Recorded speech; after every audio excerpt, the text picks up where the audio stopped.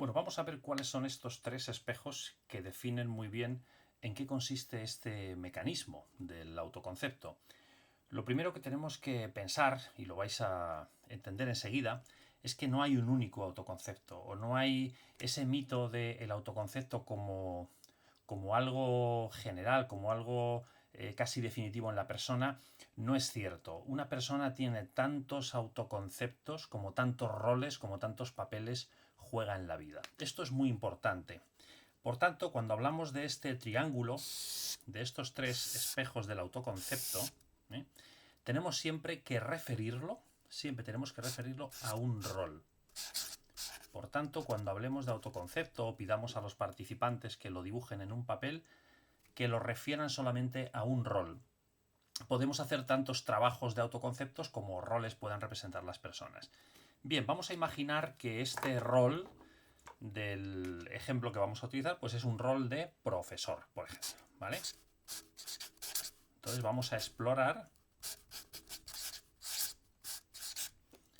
el autoconcepto de un profesor. ¿Cuáles serían los tres espejos del autoconcepto de un profesor?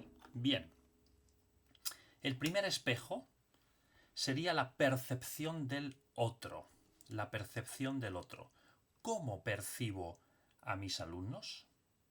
¿Cómo percibo a mis alumnos? Sería la pregunta que tendría que hacerse, ¿vale? Percepción del otro. ¿Cómo percibo a mis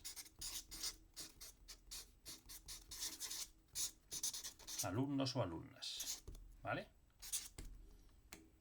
El segundo espejo que tendríamos que analizar, que lo vamos a poner en el otro lado, sería lo contrario. Bueno, ¿cómo me perciben? ¿Cómo me perciben? O sea, ¿cómo me percibe a mí el otro? ¿Cómo me perciben mis alumnos? ¿No?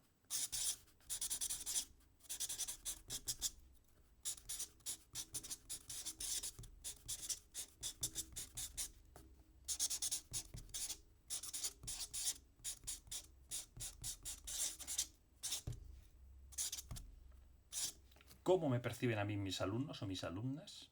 ¿Vale? Y el tercer espejo sería la autopercepción personal, es decir, cómo me percibo yo como educador.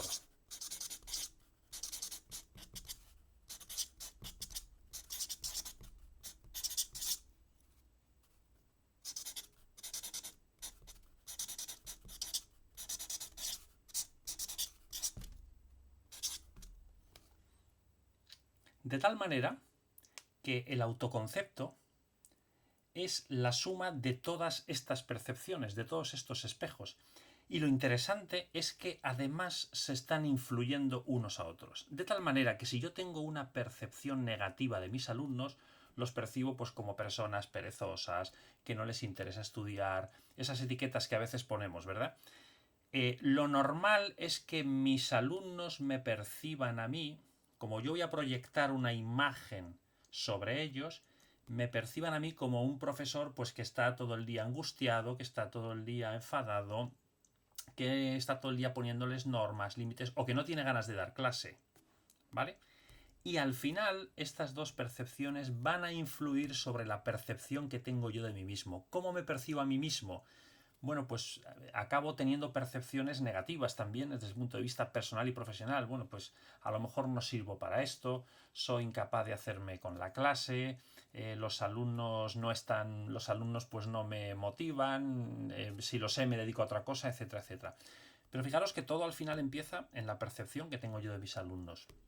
Si yo percibo a mis alumnos como personas que, bueno, pues que tienen sus problemas, que tienen sus necesidades, pero que en el fondo están deseosas de aprender cosas nuevas, están deseosas de descubrir, de construir, bueno, pues al final posiblemente ellos me perciban como una persona que, bueno, aunque somos muy movidos, etcétera, pero el profesor se interesa por nosotros, está todo el día proponiéndonos actividades distintas, etcétera. Y puedo llegar a percibirme a mí mismo como una persona más competente, más motivada y más vocacionada para esto que es la educación. Quita el rol de profesor y pone el rol de camarero, pone el rol de peluquera, pone el rol de pues amo de casa o ama de casa, pone el rol de marido o mujer o pareja, pone el rol de miembro de un equipo, etcétera, etcétera, etcétera. Es decir, cuando trabajemos el autoconcepto, conviene siempre que lo refiramos a un rol concreto. Y en todo caso, para que una persona descubra su autoconcepto global, pues que trabaje los 4 o 5 roles más importantes que representa en su vida. Es importante, fijaros, las personas a veces cuando hablamos de varios roles, lo que buscamos son mecanismos de compensación en otros roles. Es decir, yo esto lo he hecho referido a un rol, pero yo a lo mejor tengo un autoconcepto más negativo en el rol de profesor, pero lo compenso con un autoconcepto más positivo en un grupo de música al que pertenezco, donde me percibo fenomenal, todos me perciben fenomenal, todo va. A veces buscamos esos mecanismos de compensación.